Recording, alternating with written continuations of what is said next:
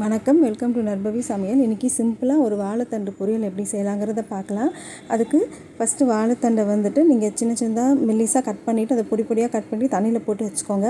இப்போ ஒரு வடை சட்டியில் எண்ணெய் விட்டுட்டு காஞ்சதுமே கடுகு, உளுந்து, கருவேப்பிலை, ஒன்று இல்லைன்னா 2 பச்சை மிளகாய் உங்கள் காரத்துக்கு தகுந்த மாதிரி போட்டுக்கோங்க. போட்டுட்டு அது லேசாக வதங்கினதுமே நம்ம கட் பண்ணி வச்சுருந்த வாழைத்தண்டை எடுத்து இதில் போட்டுக்கோங்க. போட்டுட்டு நல்லா நீங்கள் கிளறி விட்டுட்டு ஒரு 2-3 இல்லைன்னா 5 நிமிஷம் நீங்கள் அப்படியே கிளறி விட்டு வேக விட்டுருங்க.